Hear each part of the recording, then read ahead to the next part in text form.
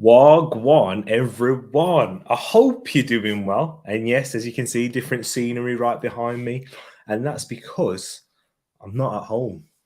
I've been taken hostage by what? No one, by one. I mean, you may have seen something similar in the background before, but I've been taken hostage by Edmin. How you doing, bro? Yeah, not too bad, not too bad. Look, he's right here. Hi. Look. That's weird. Guys, let me know how this feels watching this. We're bringing you the Premier League preview together, side by side, as you can see right there, tap on the shoulder. How you all doing, people? How you doing, my bro? Yeah, all good, all good. We've drafted in Tereak Talks to be Uncle Tereak Talks tomorrow to babysit for us. So hence why he's here. And we're streaming. If we're a bit late, it's because we're still setting everything up. Yeah, and my apologies, people. But let me go into the comments. For you people, the TTF themselves, guess who's back? Number one today. Just like that tune was, I'm sure, back in the day. Casey. Hope you're doing well, Casey. I'm telling Eminem, hey, Tishi, hope you're keeping well. Just left here, but she's still here. She's still here in the chat. Be up, Casey there. CM, my brother, hope you're doing well. Graham the Don Jones. He's already gone early with that prediction. Ed, do you know what team he supports? You can probably guess by that prediction. Yeah, I can guess. We'll see. Big up Donny himself. Know-how in the place. With going for a 2-1 win. We know who you support, Know-how. You'd be hoping that for sure. Well, I don't know. Would you really? Because top 4 battle. G Staffy. Hello. Nice to see you. Matt G. Whole evening. All hope everyone is well. Good evening to yourself, Matt. I'm glad Aubameyang didn't score today. What was the score in the end? Was it 1-1? It was 1-1 when we last checked. Let me go and look it up. Yeah, may as well. What about Rangers? 4-2 in Dortmund. Hey, Moss, I know if you hear Moss, we're going to talk about that. He was talking to me about disrespecting the Bundesliga. Dortmund are second, I believe, and they're losing 4-2 to Rangers. Am I disrespecting Scottish football now? We'll have to wait and see. It did end 1-1. Oh, there you go then. And big up Casey as well, 4 months without smoking. Love to see that getting clearer every day. And then we've got Louis in the place. Hope you're doing well, Louis. Munzi, late as always. Come on, Munzi. I'm sure you're late a lot of the time, but big up yourself, my bro. Hope you're doing well. Look at that love in the chat for you, Casey. Matthias Gins on a free. Yep, we'll get into. I'm sure we'll have plenty of time to get into that, people. What the hell? Ed's next to you. Exactly. It's weird. It's weird. Edmund with a fresh trim looking fly. It's not a fresh trim, no. How it needs cutting. that bout of the C word, the C19 word means I missed my appointment with my barber. It's next Monday is when I'm having it done. There you go. So it's just being tamed, I think, if anything. I've not even got mine booked yet. This is why the caps, do-rags, all of that's been on. I need to get it sorted. It's just finding time because, I go far for my barbers, don't I? Yeah, almost as well. Probably I'll go further now, I'd imagine. Probably. Yeah, you go far. Yeah, exactly. It does look weird. You might as well look at each other while speaking. That's what we're doing. That's what we had to make sure we have it set up in the right way so that when we look, we're not looking off screen. Yeah. So there you go. Big up Josh as well. Everyone who's in the place, thank you. 3 minutes in, and we've not even got into some Premier League talk. So, guys, if you are watching, smash that like button if you are enjoying it. And G Staffy herself is going to England versus Whoa! She's at England versus Canada now. I think she's on the way. She's what she's saying. Oh, big up G Staffy. Hope it's a good one. And basically, us versus Moss. Do you know what I mean? It's where the TTF finally get divided. Exactly. Oh wow! It's fine. One time I have division from Moss. We have a lot of that. England just wait there. She's at the game and she's watching. Yeah. In England. This dedication, dedication, Grace. Grace, love for that. And where's my mum, Tishi? Good question. She's out and about, but we'll get into that. She's not making her debut as of yet, but here we are for the Premier League preview. This is what you're here for. 5 minutes in, and we've not even spoken anything about football, but that's all for you guys. Thank you for all tuning in. Smash that like button if you haven't done so already. So, what we're going to talk about first is West Ham United versus Newcastle. This one here at the London Stadium. This is quite big, isn't it, Ed?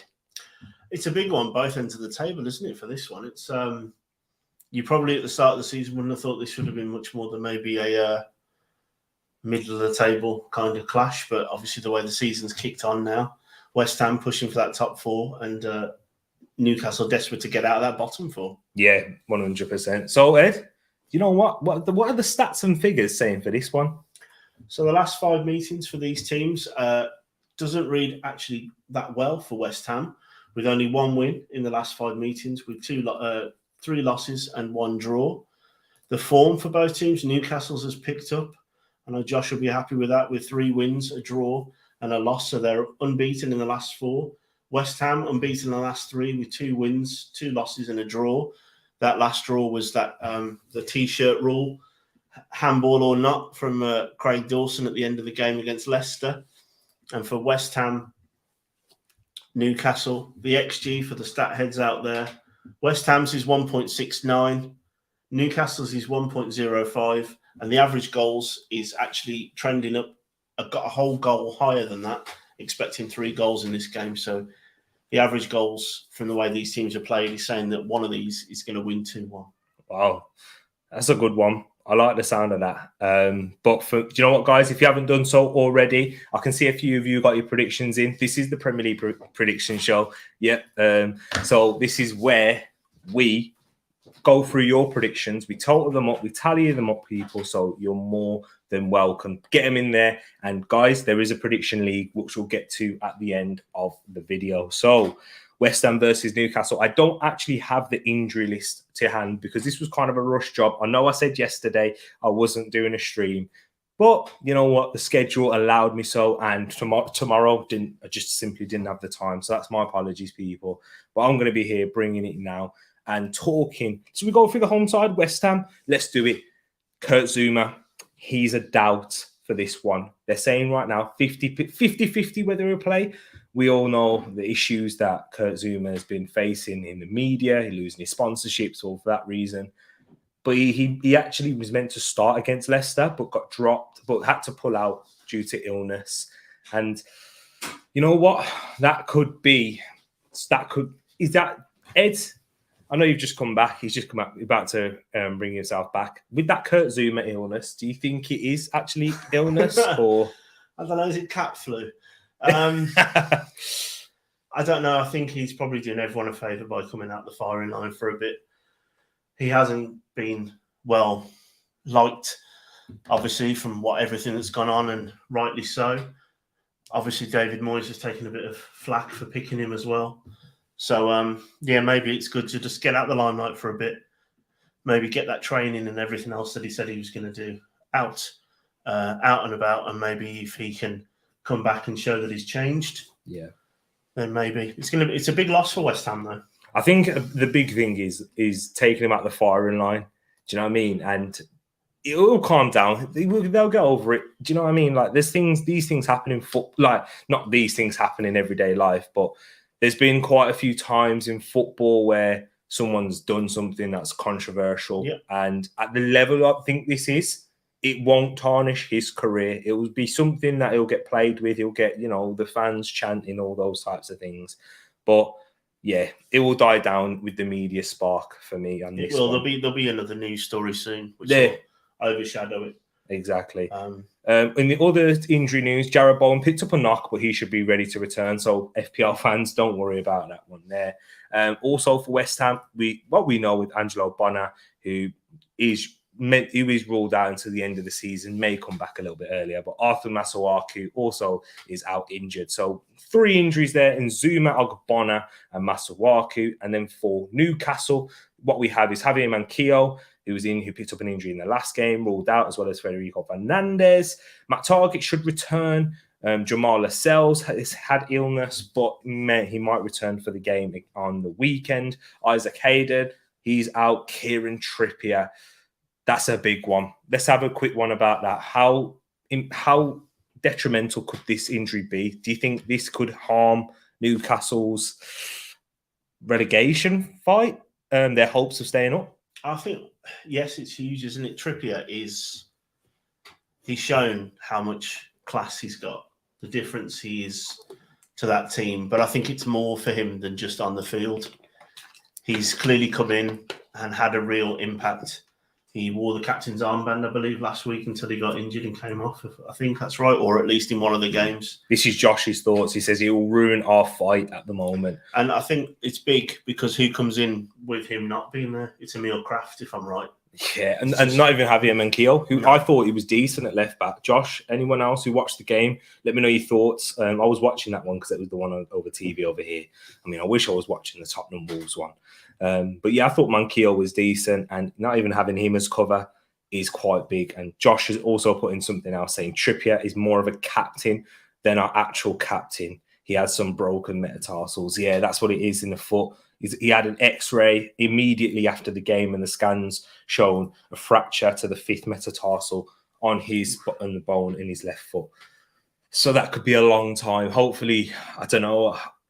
I need to have a look at this in terms of how long these injuries tend to be for. Do you have a general like? It's a few weeks, isn't it, for these ones? I mean, these are all the metatarsals. We didn't know they existed till David Beckham broke his, right? Yeah. You remember that? And then everyone started to not just say broken foot; it was a broken metatarsal, and they were 4 or 5 weeks, weren't they? I think we had the Wayne Rooney touch the piece of paper in the sun to try and make him get better, and all that kind of stuff that was metatarsal. So we're talking a month. We're talking which with this sort of the double game weeks coming up, Josh, there maybe with the inside knowledge, he's actually saying longer than that, 6 to 8 weeks. Yeah, I was thinking that take us what to April. Yeah, and that's a long time. It's a big chunk of games, and I was thinking actually if it usually can be months. I remember thinking Cesc Fabregas picked up a fracture, and that like basically ruined his season. Yeah. Because it's basically this hard tissue. It's not soft tissue. Soft tissue injuries, they get a lot of blood to the blood supply to the area, so it recovers quite quickly. Whereas this is because it's bone, it takes a lot longer, unfortunately. So even though it's small in terms of the fracture, however, the length of time, 6 to 8 weeks. Yeah, 6 weeks minimum, Wilf. Yeah, that's what it generally tends to look like. Thanks for that, guys, for clarifying. Yeah. Appreciate that one there. But yeah, also just to run down the Newcastle injury list again: Manquillo, Fernandes, Lascelles, a doubt. Isaac Hayden is definitely out, as well as Kieran Trippier, Matt Ritchie, Callum Wilson, Jamal Lewis. So that is a big injury list, by the way. I wish I had it in hand to show you right now so you could really see the people. But guys, that will be back next week. Don't worry about that. Just due to scheduling. But you know what? We'll get into the predictions now. Before we give our predictions, we'll have a look at yours in the chat. So, Wilf went for 2-1 Newcastle. I hope I'm wrong. And then opposite, but the same scoreline for West Ham. Casey's gone for a 2-1 West Ham win. So interesting there. Big up Asbjorn. Big up yourself. And Asbjorn goes 2-win, I reckon. Big Chris Wood has scored bare against West Ham. Hey, he's desperate for a goal at the minute, though, isn't he? He needs it. He's not in the great form, no, Asbjorn. Do you think that can... Do you think that will play a factor into this game, or do you know, like records, they're there to be proven? But yeah, so we've got 2-1 West Ham from Casey, 2-1 Newcastle from Wilf. Josh also would agree with Casey going against his side there, going for a 2-1 win. It is against a very impressive West Ham side this season. So yeah, 2-1, maybe even 3, and I think probably talking about Trippier has probably led Josh to think that 2-1 West Ham. So the TTF, they're definitely going with the 2-1. 2-1. Big up Henk in the chat, my brother. Chris Wood is a decent forward. Yeah, he is. He's a decent Premier League forward. Not had the best of times this season, but neither did his previous club, Burnley, as a whole. But we'll go our predictions now. If you haven't got them in, people, keep chucking them in. We'll go through them as we go along. But guys, I've agreed with you, TTF, at the moment, unless you guys in the comments are watching afterwards, chuck them in the comments because that will make a difference. I've gone with a 2-1 win. I feel West Ham will concede because they haven't been solid at the back of late. They were at the start of the season, but that injury to Angelo Ogbonna, Kurt Zuma missing some games, having Aaron Cresswell only recently returned to the side. The form of Kufal has been very poor really this season, which has seen the likes of Ben Johnson and Ryan Fredericks come into the side, really rotate that right back position, which says a lot given how David Moyes and in general the general consensus thought of Vladimir Kufal. But I've gone with a 2-1 win. But Ed, what do you see Why give Josh some hope and why you believe that it's going to be a 2-2 draw? I think Newcastle's danders up. I think they're on the back of, if we find that form, they're on the back of that unbeaten run in 4. West Ham, I watched the game last week whilst ironing uniforms. That's how rock and roll I am. I watched the Leicester West Ham game. Obviously, they were dealing with Kurt Zuma's illness and the change in the team at the start of that. And they didn't overly impress me. Antonio looked, he was very ragged because I think he'd just come back from the long haul flight from Jamaica. Without Jarrod Bowen, they didn't really have any goal threat. And I just think maybe this is the kind of game that Chris Wood could break his toon duck. And I think Henk has put in the comments, they have Alan Saint-Maximin, who is a slightly better version of Traore in terms of he gets a few goals. Ooh, I know I'll probably agree with you on that one. So what I love Traore is that it's just they won't. I think Saint-Maximin might flourish more now because he feels like he might have some players around he can pass to.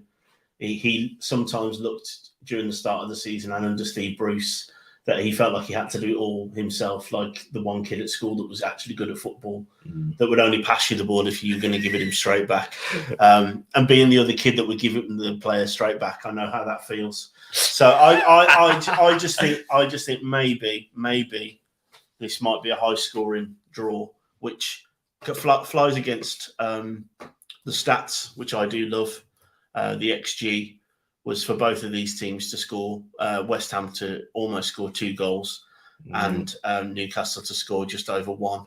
So I'm going against that and thinking that this could be a high-scoring draw. So the stat man Eddie's going against stats. You'd love to see it, people. Hopefully he's going against stats for once. And maybe also with my Wolves hat on, I'm thinking that if West Ham keep dropping points, we might get closer and closer to getting some kind of European football. I mean, I'm Wilf. I know you'd definitely take a West Ham draw. I mean, defeat Newcastle win. I know that's what you were saying. I'll definitely take that. But let me see how Josh's response is for you in terms of that. He's talking about Dwight Gale at the moment. I think we need to try him out.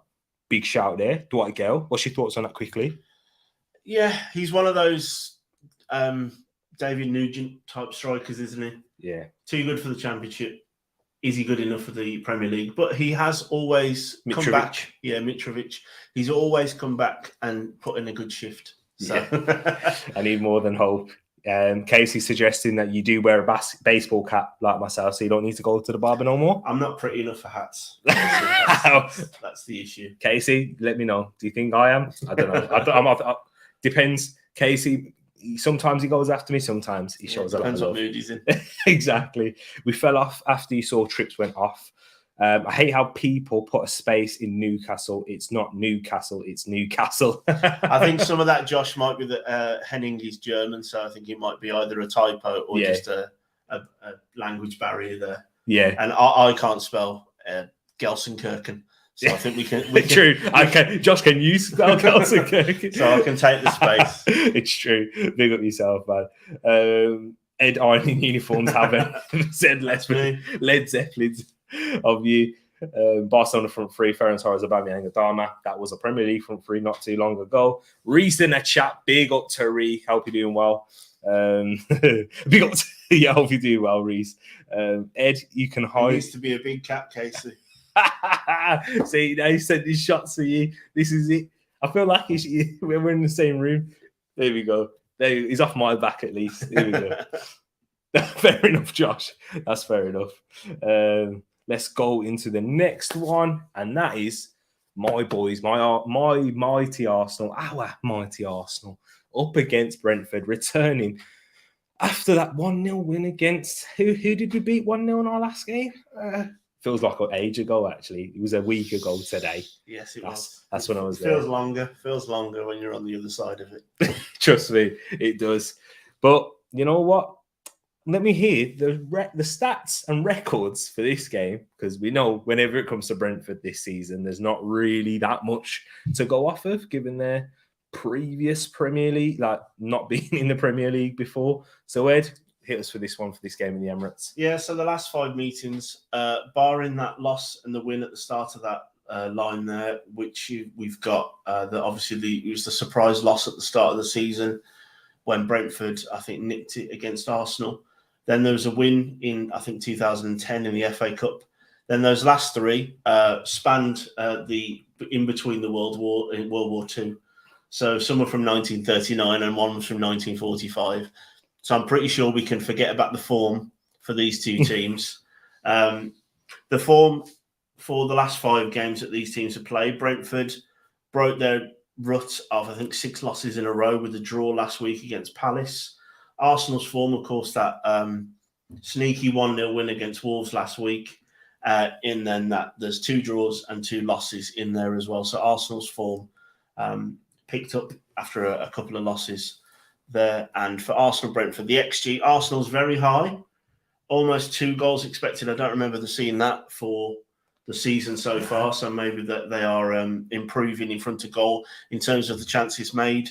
If you watch the Wolves-Arsenal game, Laka missed a very good chance, which I'd imagine would be quite high XG-wise. Yeah. Obviously, the Gabriel chance would have been a very high XG chance because of how close it was to the goal. Brentford's is just over 1 goal, with the average goals going quite close to that, expecting 2.5 goals. So this is one for where we may see the odd goal being the winner, but XG saying that it should be 2-1 to Arsenal. Interesting. XG. Are you guys going to follow XG? Statman Ed has brought it to you.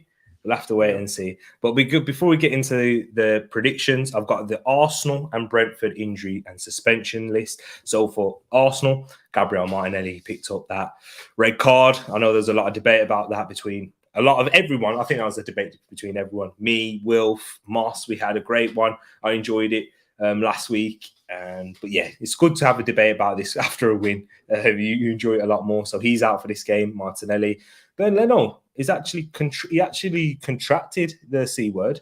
He got it from you, I think. But yeah, he should be back. He should be back. Just depends on how severe the illness is. And with Tomiyasu, very 50-50. How I love Tomiyasu. I was nervous watching Cedric against Wolves, although he actually had a very good game. I thought he was. I'll be honest. I think he had a better game than Kieran Tierney. Kieran Tierney wasn't bad. I think he had a poor first half. Second half was much better, but Cedric had maintained that performance level. So if he can play at that level again, we shouldn't really miss Tomiyasu too much for this game, but we will need him back for that home game against Wolves, I believe.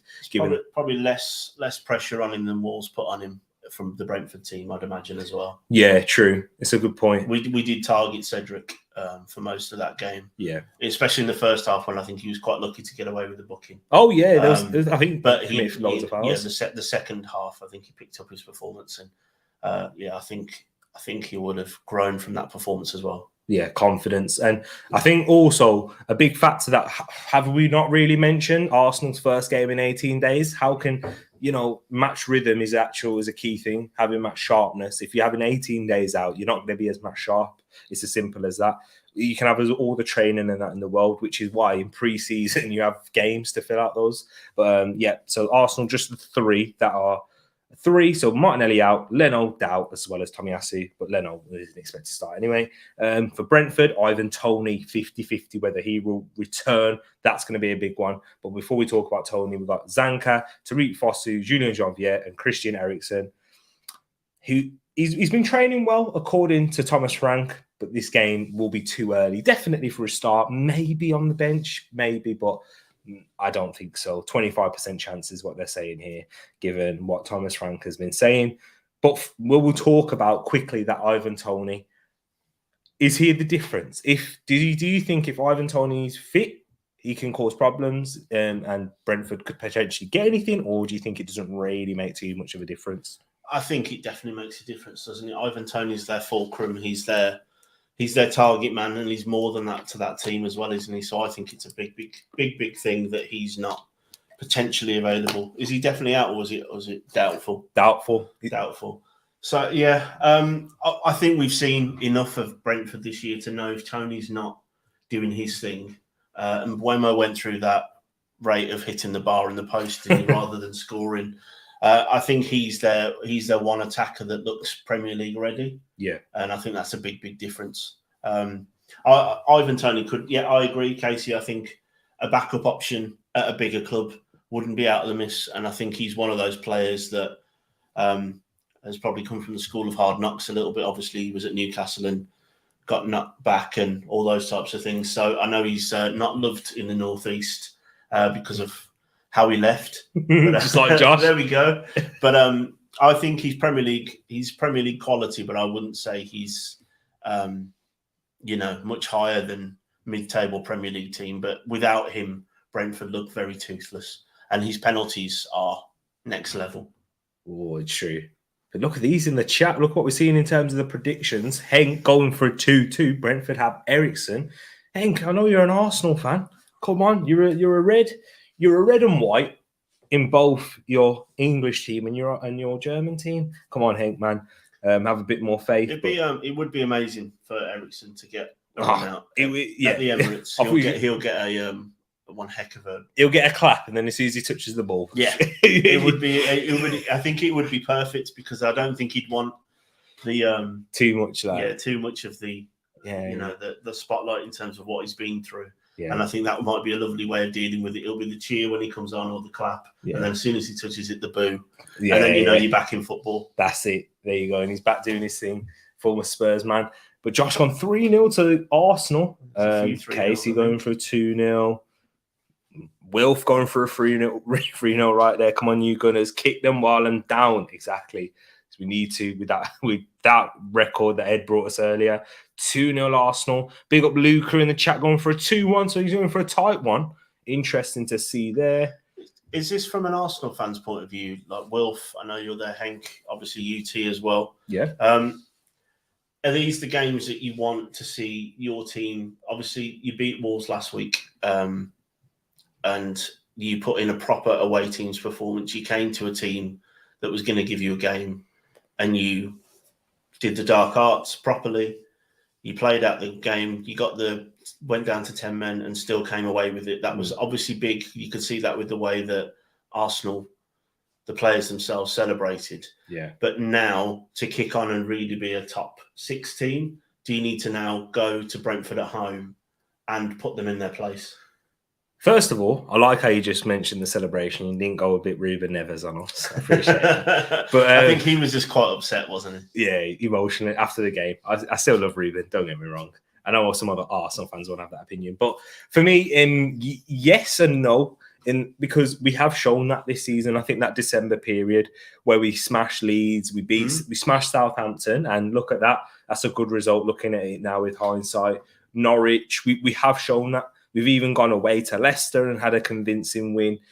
So I think that it's all just about results at this point in the season. Do you know what I mean? 16 games left. If we could win every game 1-0. Yeah, of course. Yeah, I'll take it. Even if whatever game we win, if we can go on that similar run where we just won by 1-0, just grind it out. Let's get this sorted. Challenging for top 4. We are definitely in the race. Ed has been saying since when we did our show, talking about the top 4 earlier on in the season, just when Arsenal started to look like they were turning things around, but it's still early days to shout. Ed was still saying top 4. So the fact we're in at this point in the season, we can't let it slip. We have to go and get this result. So I think I'll take a 1-0 win, and I'll be happy. Move on to the next one. But let me know your thoughts in the chat. But before we do that, we're going to go with our predictions. I have gone for exactly that. That's probably why I don't mind the 1-0 win. But that's why I've gone for it. And as I've kind of explained it there, just take the result, move on. Missing Martinelli, having that 9-day gap, I think it will be a factor into rhythm. Being at home, I expect us to win, and clean sheet for Aaron Ramsdale. Need it, FPL, I need it. But yeah, you've gone for 2. Interestingly, who do you think are going to be the goal scorers? I think FPL-wise, I'm hoping Saka picks one up. Yeah. I'm thinking this will be a set-piece goal, and then maybe towards the end of the game, maybe a breakaway goal for someone that's come off the bench. Maybe this is the game for Nketiah to get a goal against maybe a team with some defensive players that are slightly less than Premier League quality potentially. I just see this being a tight game, but I Arsenal's defence being able to handle potentially Ivan Toney-less Brentford. And I think this might be a professional 2-0 win. Interesting there. Interesting. Is Moss in the comments? No, Moss isn't on yet. Oh, John. Oh, sorry. I saw Moss. Jonathan will be the ref, by the way. Big up Jonathan Moss. I was thinking, am I missing Moss's comments? I don't know. I've got him blocked or something. But nah. You're talking Casey bringing us updates for the Europa Conference League. So losing 1-0. Sevilla. Ivan Rakitic, obviously the former Barcelona man. Casey. Big up Casey. Thank you for that. So we'll move on to the next game. Aston Villa versus Watford. So the game at Villa Park. Aston Villa, we know what happened in their last game. Newcastle, big up Josh in the place. Bring us the stats and records for this one, because I think this one's actually quite interesting. It is. So for Villa Watford, some of this form goes back to both Premier League and Championship records. Doesn't read well for Villa. The last 5 meetings, they've lost 4 of them, with picking up 1 win. The form, again, for Villa, maybe not the reading it was a few weeks ago when Stevie G first took over the game, with 2 losses, 2 draws, and just that 1 win in the middle there. Watford's form hasn't really improved since they changed manager again, with 2 draws in the last 5 games, but 3 losses, and they're on the back of two losses in a row. And for the Villa-Watford game, for the XG, surprisingly, I think this might be what Tereak was talking about. The XG for Watford is actually higher than Villa's. So Villa's is 1.15. Watford's is 1.33. And the average goals, however, is expecting this game again to be one of those games with 3 goals in it. So it's expecting it to be the odd goal. I think what this is showing that Watford, when they do make chances, they're good ones that aren't being put away. And I think Villa's has always been around that for most of the season. I think they haven't got their scoring boots. I don't think they've put many to the sword this season so far. But yeah, one of the interesting ones of this week is that the away team Watford, who are obviously down the bottom, are expected to score or create better chances than Villa. There you go, right there. And once again, just to remind you people, if you are watching afterwards, please chuck your predictions in the comments below. We will run through them in the live chat. But Edmin, over to my left over here, he works hard. We work hard looking through the comments, making sure that we all add them up and tally them up together. And hey, we are doing a Premier League review show, a mixture on Monday with the Premier League preview coming in for the midweek games, and that's where we'll run through your comments. And once again, I'll open the floor up to you guys. You are able to come on as well, but we'll go through that on Monday. We'll go through it first, and we'll open the lines just to make it a lot more better and easier for you. And you know what? The shout outs that you deserve. And if you want to come on, you're more than welcome. But we'll move on into the injuries for both sides, and we'll go on Aston Villa first. Their injury list. And suspensions, not too bad, really. Only Marvellous Nakamba and Bertrand Traore, who are out. Bertrand Traore, he could play. He could play in this game, but he's expected to come in the following week due to that hamstring injury picked up in AFCON. At the end of AFCON, it was actually. And suspension, what we do know for sure, to be joining on the sidelines with Nakamba is Ezri Konsa, who's serving his last game of his 2-match suspension for picking up 2 red cards in the season. Who else done that? Who else picked up 2 red cards and got a 2-game ban? I don't know. Who was it? You can have a was guess. It Martinelli? No, it was Granit Xhaka. Ah, okay. Yeah. I just wanted to bring up the Martinelli red card again. Oh yeah, exactly. But for Watford, look at this for their injury list. There's only 2 at the moment.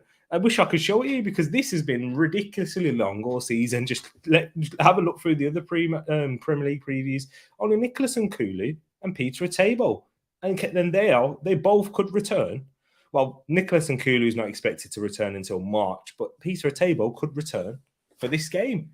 So Watford, maybe the injury list could help you guys. We'll have to wait and see. But in terms of your predictions, you guys in the chat, Casey's gone with Coutinho 2, Hornets 1. My question, just a quick question here. Do you know why Watford are called the Hornets when they don't have a Hornet on their badge? Not a clue. Okay. That's a good question. I was thinking of that when I saw Casey put it in the chat. They're called the Hornets, but that's definitely a moose, isn't it? Or something. It's definitely not a clue. Guys in the chat, if you know the reason, I know we got some well-educated football men in here, and women and females. So yes, let me know what your thoughts are. 3-1 Villa, says Josh. 2-1 Villa. So everyone's going for a Villa win, apart from Henk. Henk's gone for a 0-0. That's interesting right there.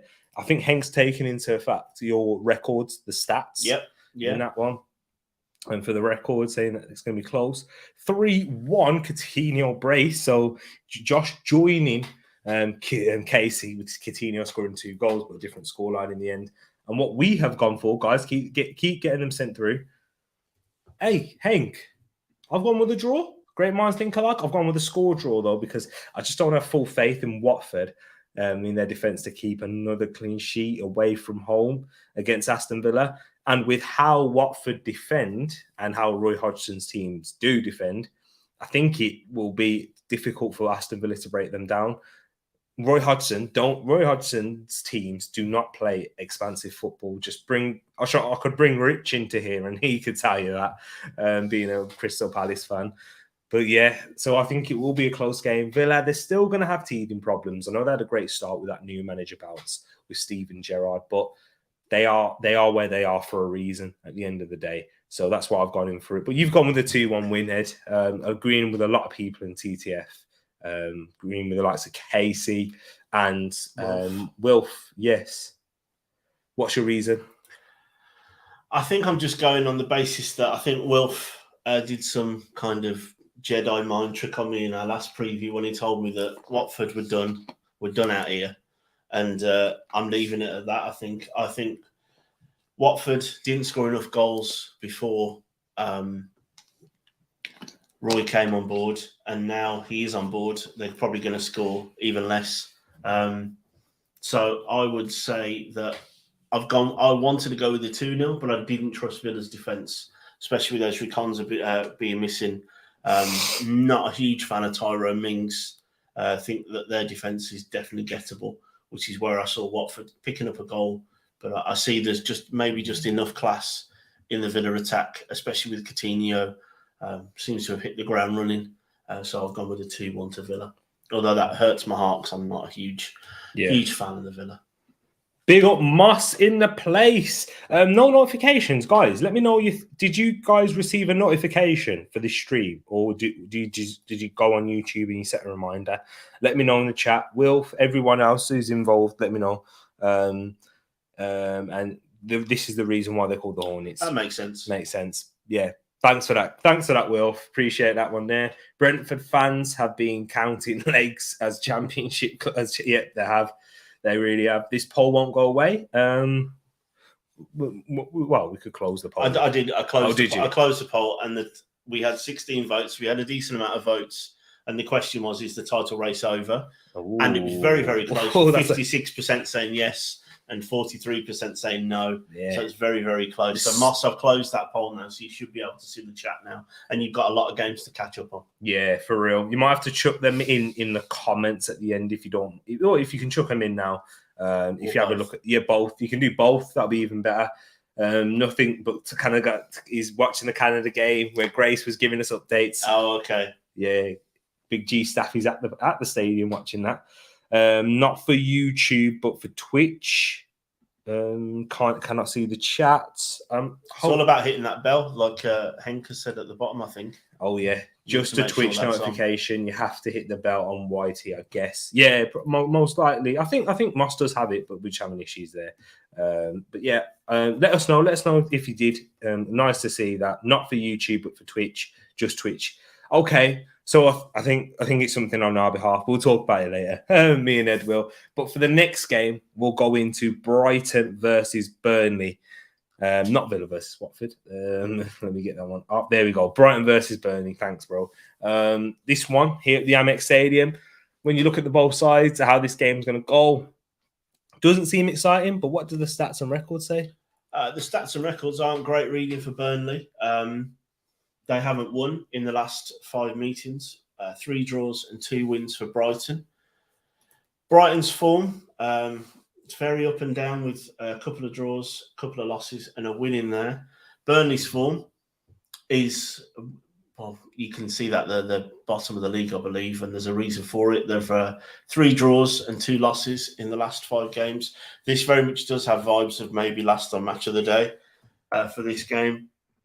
The XG, Burnley have the worst XG of the week at 0.88. And I think if you've watched, I've only watched the highlights, hands up. I don't watch Burnley games from start to finish unless my team are playing them. They don't create many chances, and that's coming from a Wolves fan, and we tend to not even try to create chances sometimes. And Brighton, being the XG monsters that they are, their XG is a lot higher at 1.57, so almost double. And the average goals is going very much with that, expecting 2 goals in this game. So however you read the stats, it could be either a 2-0 win to Brighton, or this one could go to a 1-1 score draw. So Brighton and Burnley potentially got the vibes of last Match of the Day. There we go, right there. And in terms of injuries for Brighton, Jeremy Sarmiento is out, as well as Lewis Dunk, who is suspended, and Enoch Nwepu is also a guarantee to not play this game. However, Alexis McAllister has returned for Brighton, so that could be big. I know he scored some important goals. He scored against Burnley this season, I'm sure. Yes, I think he did. Yeah, the start of the season. Yeah, he did. So that could be a big return for them. For Burnley, though, got some key injuries. Let me talk about this one. Wout Weghorst, who receives a late fitness test for this game. That could be big. Okay. That could be big. I think the chances are he will play. However, we'll have to wait and see because he might be on the bench. Johan Berg Gudmundsson is also not ready to make this game yet. He might be on the bench at a push, but Charlie Taylor, and as well as Charlie Taylor, which is the same for him, unlikely to feature this weekend. But Mate Vidra is certainly ruled out for this game, not due to be back until March. It sounds like they're very light up front then. If extremely is a doubt, and then Jay Rodriguez, not so Cornet. It's got Cornet, who's played left back, left wing back, centre midfield, and forward, hasn't he? This year, he's been played everywhere. There we go. That's what we like to see. But yeah, feed the horse. I know you love that one, Moss. But in terms of predictions, what have you guys said in the chat? We've got Casey who's gone with a 2-1 win for the Seagulls. We've got Brighton must do better. They must be furious after the Manchester United game, 100%. Thanks to Paxton, who was bringing us live updates into that game. Big up, Paxton. Not in the chat. Hopefully seeing you in the comments, my bro. But yeah, thank you. But yeah, they will be frustrated after what it seemed like to be a dominant first half, where they had chances, but they just couldn't take them. That seems to be Brighton's problem. Josh has gone for a 2-0 Brighton win. Hank gone for a 3-0 Brighton. So he's gone for them to really respond to this one. Hank said Hank used to live close to the Amex, but it was during the pandemic. He's never been able to catch the match. Oh, do you know what? You might have to, whilst they've got Potter. You know me. I'm on this. I'm on this Pottergander, people. I've said it before, and I'll say it again. You'd have to. Yeah, I think you should probably head to a Brighton game. When they play probably not this fixture. I wouldn't recommend this one, but you would definitely get tickets for this one, Hank. That's one thing you will get with a Burnley team. Yeah, exactly that. Brighton 1, Burnley 0. Time's up in the Prem, and then Moss getting his predictions in there. Love to see that. Thank you, Moss. So, what have we got now in terms of our predictions? I've agreed with Josh. I've gone with a 2-0 win to Brighton, and Ed's gone for a 1-0 win. So yeah, me and Wolf seem to be on wavelengths today. I think that's the third time we've gone for the same. I think me and Josh are on it today. Come on, Josh, we can do this. It's basically tag teaming match. You got representing me in the comments. But yeah, do we really need to go much further on it? No, I think Burnley are where they are. They're where I said they were going to be at the start of the season, when it felt like I was wrong every week that they would never score, they wouldn't get any points, but they're bottom. So I think, I agree with what Will's got there. I think their time in the Premier League is up. I, for one, quite like the fact the Premier League's got different teams that play different ways. Not exactly anti-Burnley. We need teams like that to make it interesting. But, I think their time is up. They're obviously one of the original Football League teams, I think, as well, Burnley. So they're a very old, historic team. But, I think their time is up.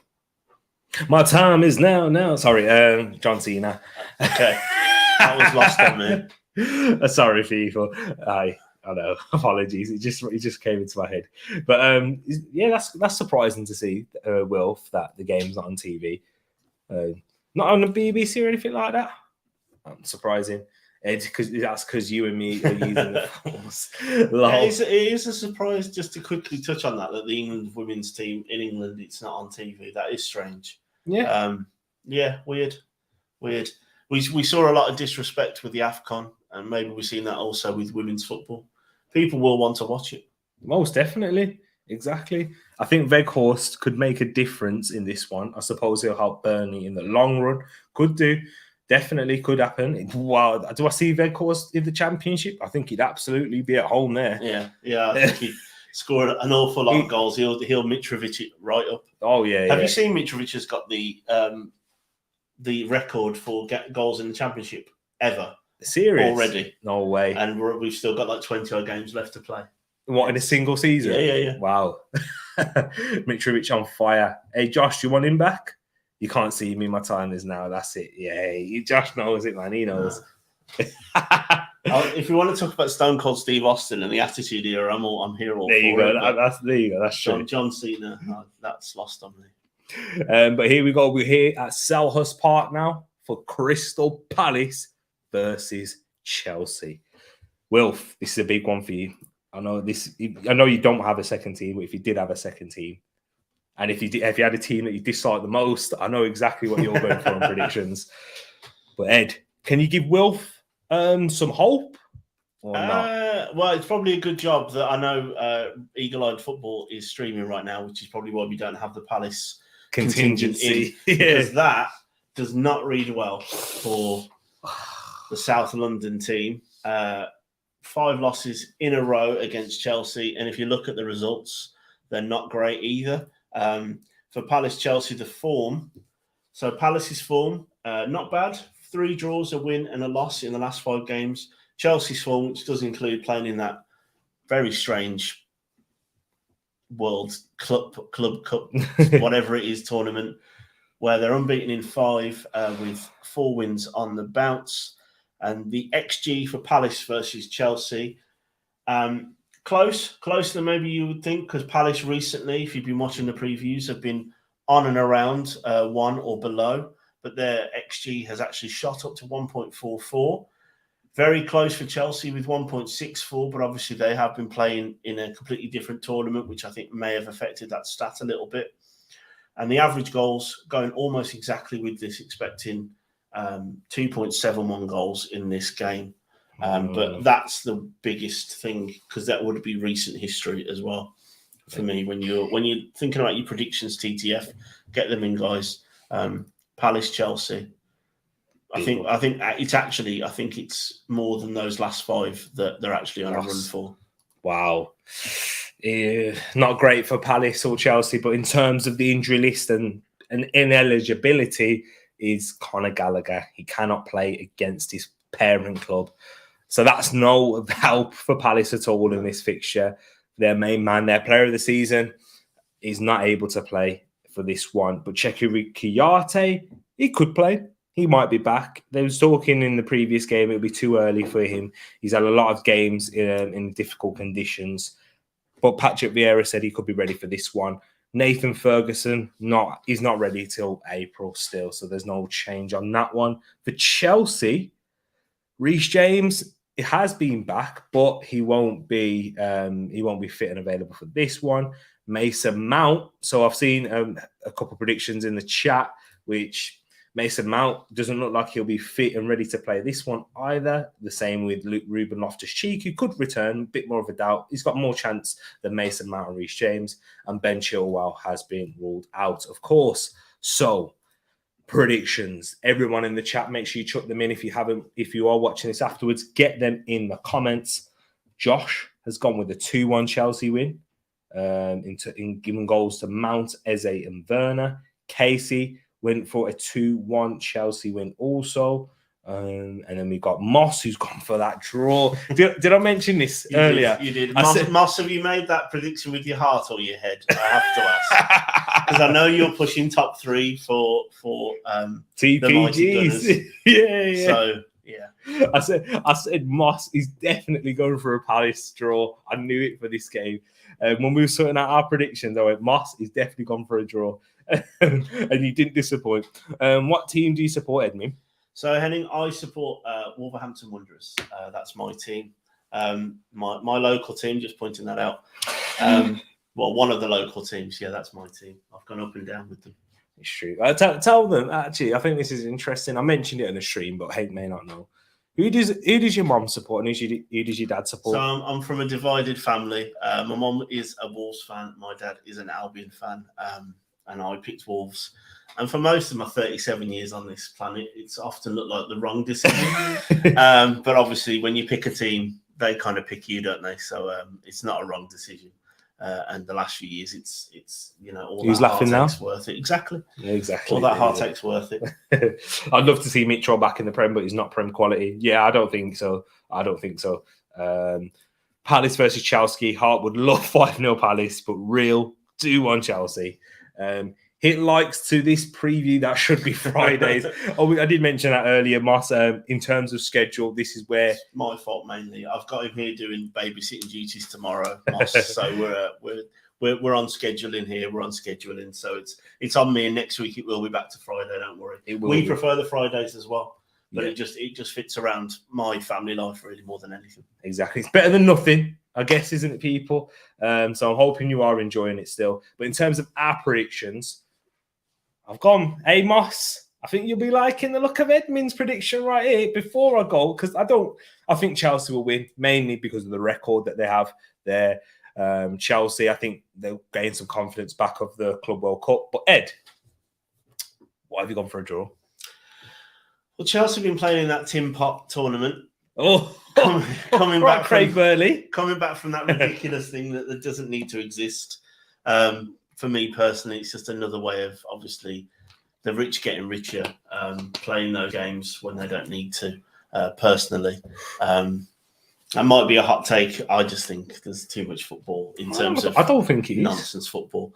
But, so I'm going with that. And also, Palace, they're a very up and down team. Their record shows a lot of draws. I'm a big fan of what Patrick Vieira's doing there. I must admit, when I made this prediction, I'd forgotten about the Conor Gallagher thing. So that has maybe second-guessed myself a little bit. But, I think I definitely would.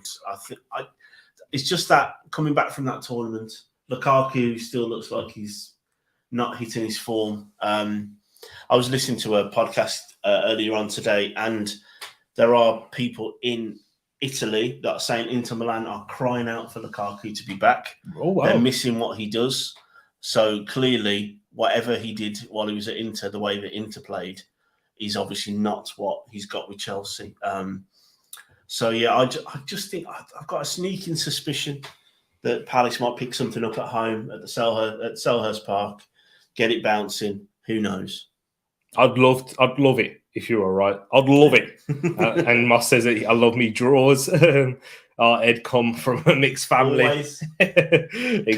Carrying that tradition on as well. There you go, right there. And it is on ITV4. They're saying for the it makes sense for it to be on there. Actually, I was surprised when that was brought in initially. But in terms of this, Palace and Brighton are rivals, right? Yes, they are. It's a very strange rivalry, that one, Hank. That comes from the 70s or the 80s when two managers that were assistant manager and manager together, Terry Venables, and I've forgotten who was the Palace manager.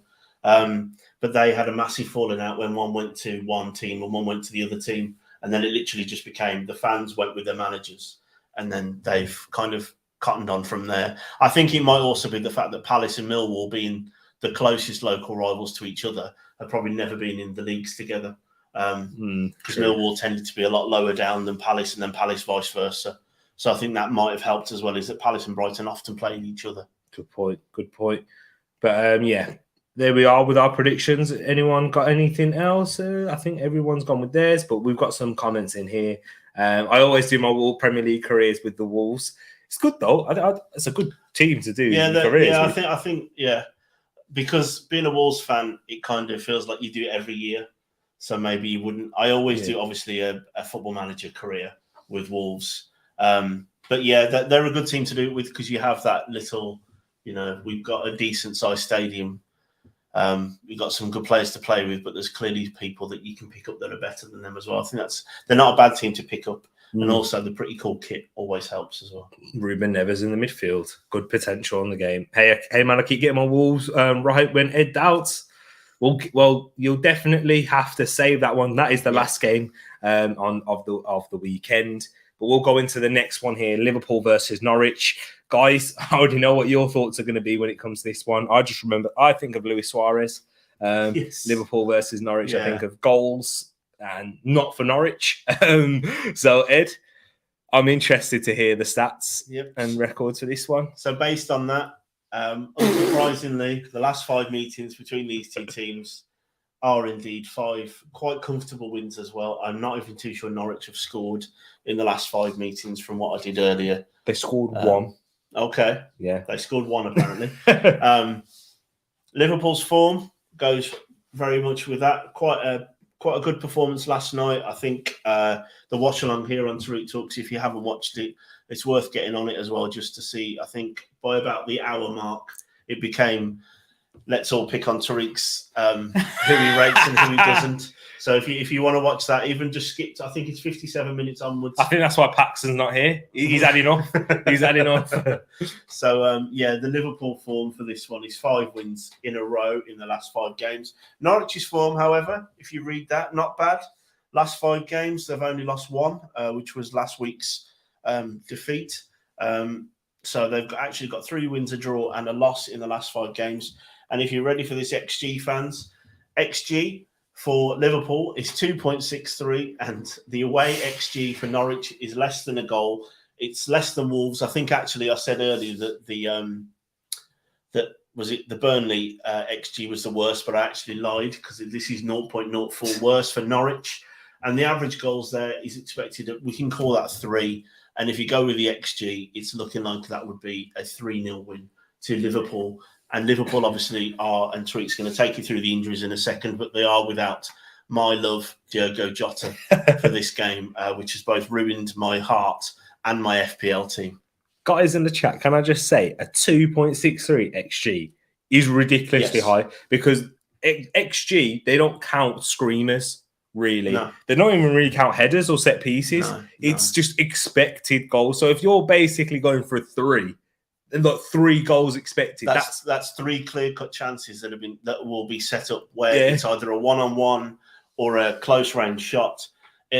XG picks up on how the goal was scored in terms of was it part of a move, was it a set piece, and how expected was that goal.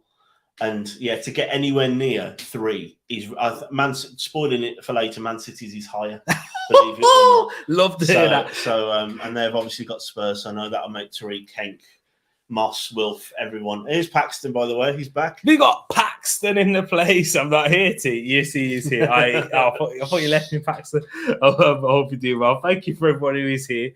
But for the Liverpool injury list, it's just one name, and that is Diogo Jota. He was currently being assessed.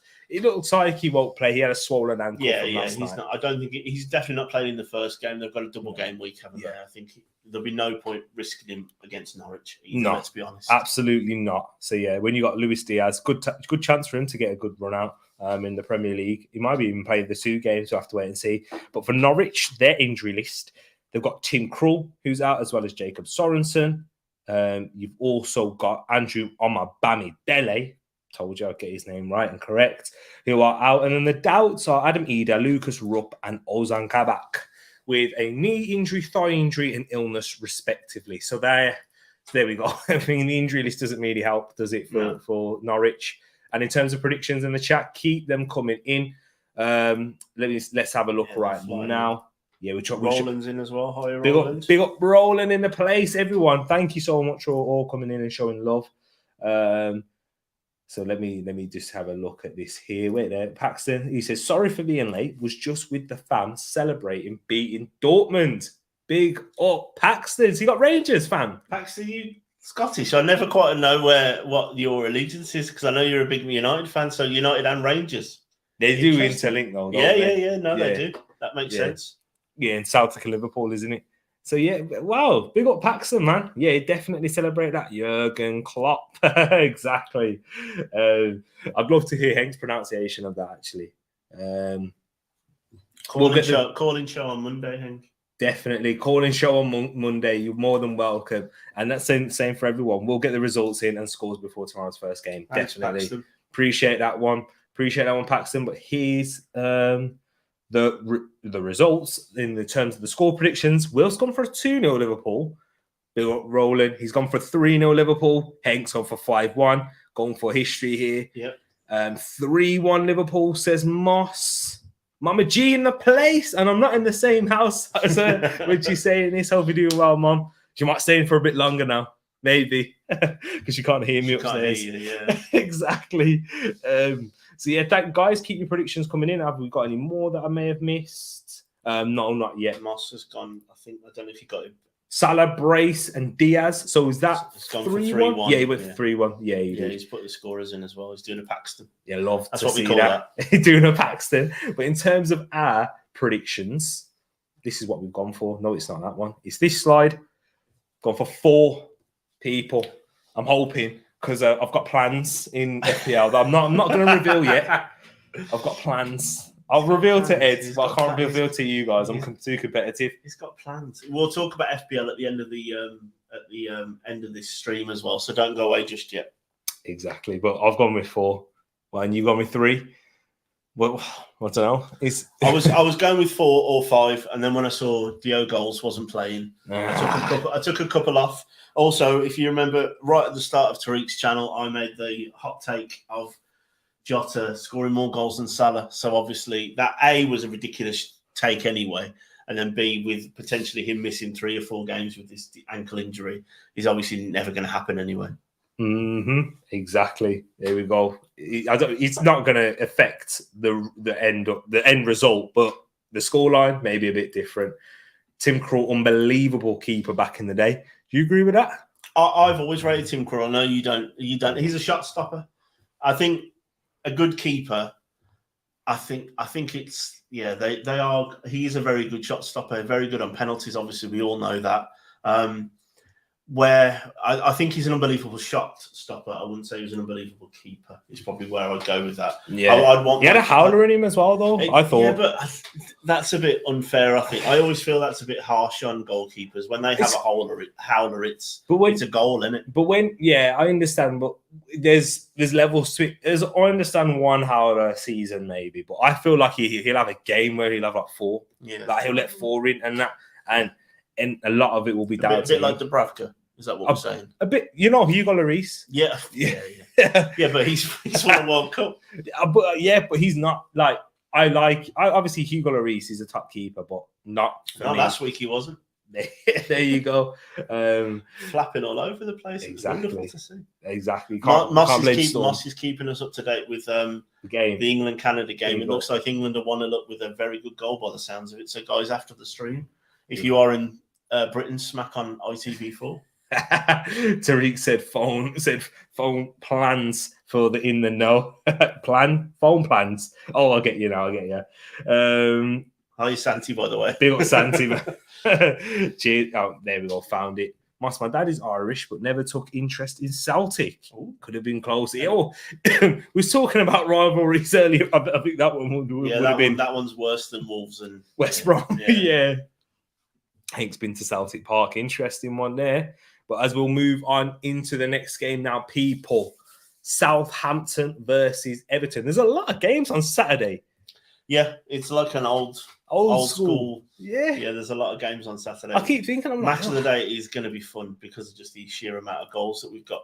Games we've got going up. Oh yeah, I'll be home by then, so we won't be able to watch it together.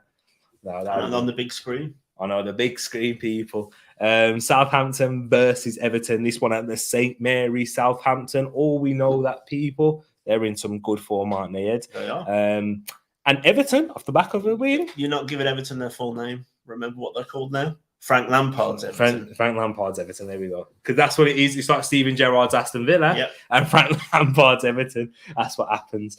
But Ed, with his records and stats for this one, So the last 5 meetings don't read that well for the Saints, with 3 losses out the last 5, with 1 win and a draw in the middle of that. Southampton's form, they're one of the middling teams in the league, but their form is actually top 6, I think, from where I was reading it. Madness. In the Premier League, that is. Obviously, Tereak Talks, we always do any games that the teams are playing. So if they play in a Tin Pot tournament, like I said about Chelsea, we still count that in the form. So Southampton's form is unbeaten in 4, with an impressive draw last week against Man United, 2 wins and just the 1 loss. Everton's form, Frank Lampard's Everton's form, is 3 losses and 2 wins, and obviously one of those wins was in the FA Cup against Brentford, if I remember that rightly. XG for this, very, very close. XG for the home team, which is Southampton, is 1.43. Everton's is 1.37. Interestingly, the XG I was reading earlier, the XG for the what's that young player's name? Forgotten his. Broja. No. The Everton player that scored off his heels. Gordon. That actually hindered the XG because it was a deflection. Bizarrely, it would have been better if Richarlison had just scored it. I don't know. The boffins make all these things up, don't they? So the away team is 1.37, and the average goals is bang on expected 2.5 goals. So Moss, for your Ackers, for your long list, for your bets, this is one where both teams are expected to score according to the stats. I'd presume so, given both sides going forward, really. Yeah. But in terms of the injury list, here we go. We'll talk about Southampton's because it is pretty long. It is pretty long. Nathan Teller's not expected to return for this game. However, he looks to return in the following week. Nathan Redmond, he's back. Jan Bednarek, he's back. Hamid El-Yunusi, he's back after suffering injuries against Manchester United in Bednarek and El-Yunusi's case. Alex McCarthy still ruled out, as well as Leanne Cole. Did you see that thing that Leanne Cole posted, by the way? No. Basically, guys, I'm sure you've seen it. I don't correct me if it's fake, yeah. But what I saw was, somebody on Twitter, they were saying, could you send me? Basically, they were saying, I'm not feeling very great, could you send me some free stuff? And Leanne Cole was like, no, I'm not even going to do it. He was talking about she weren't feeling very well, and he was like, you have to go out there, go make money and buy it yourself with a ticket, something like that. I'm going to have a look at it. I know I went down the story, but I'm not too clear on it. I'll search it up whilst we're going back next. But yeah, those are the injuries for Southampton.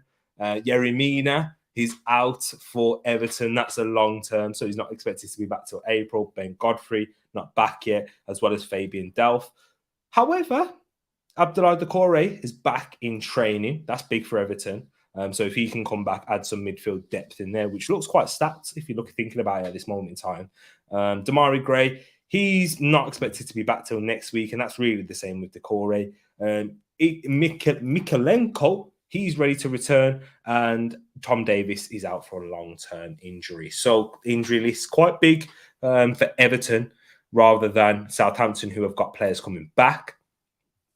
But guys, in the chat, now it's time to go to your predictions for this game. 2-1 Everton, says Hank. 1-1 in this game, says Casey. 2-0, says Wilf. Another 2-2, a 2-2 draw, says Moss. Moss loves a draw. More draws than IKEA. So what we're going to see now is our predictions. And Moss. We love a draw too. So do we. Exactly. Move over IKEA. There we go. Moss, me and you agreeing with each other, and Ed and Casey agreeing with each other right there. However, Santi just put one in there. He says, Donny effect, 2-1 Toffees. You know what? I think Man United fans are really supporting Donny FC now. Yeah, well, he was never given a chance there, was he? And with the scapegoats that Fred and McTominay are being made out to be, I think the fact that he didn't play, Donny van de Beek's stock rose by not playing, by not being part of that team. So I think that's a big one for me. Martin goes 2-0 Saints. Big up Martin. 2-0 Saints. And Villa fan, right, Martin? Yeah. Correct. Yeah. Saints on a roll, so think they'll turn Everton over.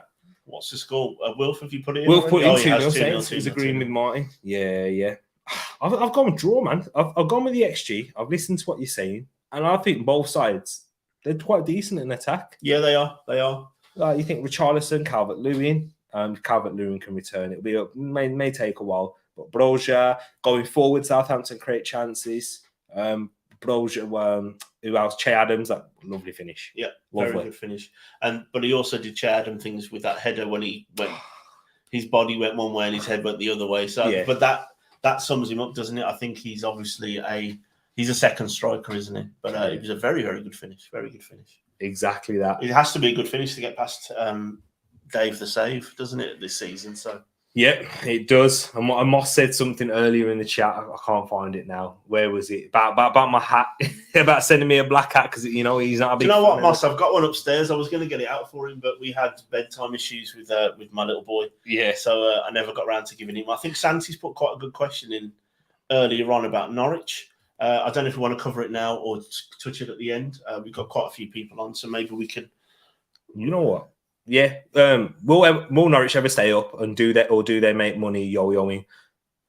Well, to answer the second part of the question, they make a lot of money yo-yoing because they keep the parachute payments even if they come up. Mm-hmm. So they do make money. They obviously make Premier League money as well. The big thing for Norwich, will they ever stay up, is if they spend that money on players. Mm. They don't tend to improve their side to have a go for it. Yeah. They put a lot of stock in the previous manager, whose name escapes me now. Daniel Farker. Yeah, Daniel Farker. They put a lot of stock in him, but they definitely do make money. And they tend to not lose their players when they go down either. I know Cantwell's only just gone. Obviously, Emi Buendia was in the championship for all of last year as well, so they don't tend to lose their players either. Being a Wolves fan, we didn't do much yo-yoing. We went up once in the early 2000s and then never came back. But our rivals, West Brom, did a lot of yo-yoing before they were in the Premier League for about 7 or 8 seasons and were cemented. It felt like for a while until recently. So you can do it, and I think they trust their model, which is to just gradually improve and then hope that one year they don't go down. It's all about sustainability as well. If you're going to take the risk and then spend loads of cash, like Everton, and risk, obviously in a different situation. Because then like their owners aren't as rich as Everton, so that makes some sense. Martin, you'll definitely be able to come on the stream on Monday if you want. More than welcome. And have some entertainment. I know we'll throw a lot of banter. Villa fans, they always do to me. But good point, Paxton. Yeah, someone like Max Aarons. That's who they've been able to keep hold of, even though that some bigger clubs have been sniffing around. That is what they do, Santi. They are very good for whatever reason at holding on to their better players for longer than a lot of teams that do go down. Big up Unknown C. It's been a while since I've seen you, man. Hope you're keeping well, my brother. And Casey's putting in there. I think Wolves can get top 4. We'll touch on that, Casey. We'll get to that one. Don't toy with my heart, Casey. Don't do that to me. But this is the final game on Saturday. This is the final game on Saturday. 5:30 kickoff here in the UK. Manchester City versus Spurs. People in the chat, get your predictions in for this one. The one that's on the thumbnail. Ed, you mentioned something about XG earlier, so you got me excited. You got me excited there. But we'll have a look at that one. So definitely throw that in there. Yep. So that doesn't read well for Man City with the Man City lens that we normally have, which is that Man City just win everything all the time. The last 5 meetings, there are 3 losses for Man City in that. Obviously, they lost at the start of the season to Nuno and Spurs when I thought I was going to be vindicated and said that Nuno was going to be the next big thing. The form for Man City is 4 wins and a draw. Spurs' form is that very lacklustre performance against my team Wolves last week when they lost and only really started to knock on the door after about 70-odd minutes with 3 losses and 2 wins in their last 5 games. And if we go for the stat heads, the XG, like I said, Man City is slightly higher than I think, or was it slightly lower? But still a ridiculous XG of 2.56. So to reiterate, guys, that means that they'll have at least 2.5 goal-scoring chances that should be goals. I'm not talking screamers. I'm talking tap-ins Sterling at the back post, tapping it in. Tappings is what's expected. That is ridiculous. Mm-hmm. And Spurs is still quite high at 1.54. And the average goals is, well, we can call that 3. They're expecting 3 goals in this game. And if you read the XG, you could say that's either a 2-1 win or a 3-0 win to Man City. But what the stats are telling us is goals. And if you look at the Spurs defending from last week, the Spurs defending is also telling us goals. There we go, right there. And in terms of the injury list for this game, to prepare you guys for Manchester City, what they have is Zach Steffen. He could return on the bench, but he's been missing for a few games. Gabriel Jesus, he could return. He might be in for this game, but we'll have to wait and see. I don't think he will be. Potential, they're saying potential return, but given Pep Guardiola's last interview, still might be a while. It still might be a while, but we'll have to wait and see. Jack Grealish, he's injured for a little bit. He's not returning for this one, so that 100 million hasn't worked off as of yet in Manchester City colours, but we'll have to wait and see how it goes on later down the line. And the last one is Cole Palmer, who is out. And no specified date at all, so we'll have to wait and see for that one. For Spurs now, this is where it gets...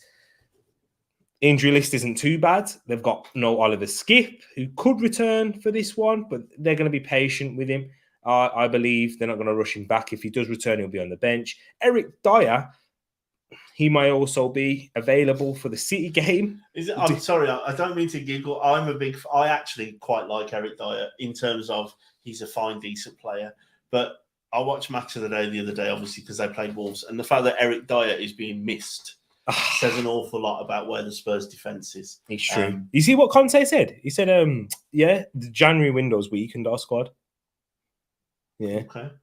So I thought that was quite. He's one of those players that's a pet of managers who's never happy, is he? So he's not. He's never happy. Sorry to interrupt. I know I sniggered when I said Eric Dyer's name, but I didn't mean to. But I think it's natural. And Japhet Tanganga is out with a knee injury. So 3 injuries there, and 2 of them could potentially be fit for the game. But guys, get your predictions in. We can see a lot of them already. Gally, big up yourself. We'll get into this one after. We'll get into this one just when we spoke about that. So I'll keep this one hit highlighted there for you because that's a top comment there, and we'll have to delve in a little bit deeper. Yeah, guys, make sure you smashing that like button. We've got 11 or so people watching, so smash that like button if you haven't already. City Spurs, City 1-1, and then Wolves are killing it. Talking about Wolves being the top team. 4-1 Manchester City, says Moss. I wish it would be 2-1. I'm guessing he's saying to City. Spurs. Was it Spurs? He's gone 1-2, so. Oh, we'll have to wait and see there. Spurs in the mud, exactly. Big up the Ted connection up front. Martin saying you're not to get a nosebleed with Wolves. You've been on at least 10 minutes and not mentioned the European Cup, Martin. So I'm quite liking you as a Villa fan. Villa fans. As long as you keep minding the gap, mate, you'll be fine.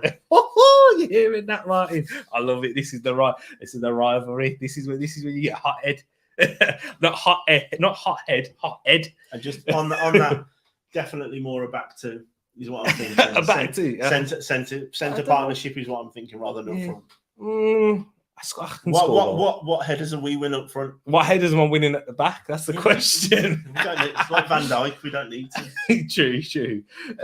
Yes, 4-1 Man City because Tottenham get battered everywhere they go. They do. Everywhere they go. I love that one. Hey, Wilfie set me up nicely there. That's an Ozil pass. That's an assist and a half. Big up to everyone in the chat. Big up to yourself. Big up everyone. And Conte explodes. I feel like he is teetering on the edge at the moment. Yeah. But in terms of our predictions, I've gone for a tight one, I think it will. You've gone for something relatively tight. Yeah, tighter than what the XG and all that kind of stuff is saying, yeah. Because I think Conte, guys, is just going to stink the place out. He'll try to, but I think Man City will dominate possession as we expect. They'll pass it around tiki-taka, but Spurs will just chuck about 7 men in the box. I believe that's what I think will happen and try and counter-attack Kane, Son, Lucas, or Kulusevski, whoever plays. They'll try to, and the rest will just defend. So I've gone with a 1-0 win for that reason. And What do you think? Do you think it'll be more? I toyed with 2 or 3. I think Man City obviously looked at. I said earlier they looked at the away goals were all being out of the Champions League and just went, all right, we'll score 5 then. Yesterday, so I think they are going. If Spurs play anything like they did last week, then realistically, Man City should put a lot more past Spurs than 2-0. But I don't know if Spurs players can take Conte exploding. I just think the effort might be up a little bit more. I don't think it'll be. I don't think they'll win. I don't think they'll draw. I've gone for a 2-0 win, but I think they might make a better fist of it. And we say it every week with Kane and Son. Who knows? There's always a good chance of a goal. But yeah. That would be clever, by the way, about the see we did their TED Talks. I do like that one. And Hank's also saying about Zach Steffen was so good at Dusseldorf. His talent is wasted on Man City's bench. All of Man City's bench is wasted, right? If they're not playing. True, it does seem like it. Because their bench would start in every team in the league. Arguably the world, really. Yes, guys. Martin's clapping back now. Here we go. Ed rates Diet and Tereak doesn't rate. I didn't say I rated Diet. I just said I don't think he deserves all of the hate he gets. I wouldn't want him in my team, and he's at a bigger team. So, yeah. Would you? I mean, Phillips. Yeah, my thoughts. On. See, I missed all that as well, so I don't know that. So, how can signing Bentancur and Kulusevski be backwards? He said because they are young, they're not experienced enough, and they're not ready. That's what he said. I think that's a big shout. But Martin goes for a 3-2 City. Be a great game. He's clapping. You see, this is what you've done now. That's what you've done now, Ed. Big up yourself, Martin. He always comes for me in the chat as well. Always. I love it. This is the rivalry we've got. I can't wait till we play Villa again. Hang on, what happened last time? What happened last time Wolves played? Was it 2-0 up? Weren't we 2-0 down with 10 minutes to go and then you lost? Oh yeah. So it's all right. You can keep my soul. I might sell it for top 6. Back yourselves, lads. We have to now. You see, you can't come after us now. Backs to the wall. Conte has realised he's gone to Spuds instead of Spain. Yeah, wrong one. He saw the SP and he thought, okay, I'll go there. Before the stream is over, what's your prediction for the Cologne against Frankfurt match? So we're a Cologne in the league table. That's right. I'm just looking it up because I don't know it off by heart, I'm afraid. Cologne are 8th. Okay, and Frankfurt are 10th. Oh, it's a mid-table clash then. Yeah.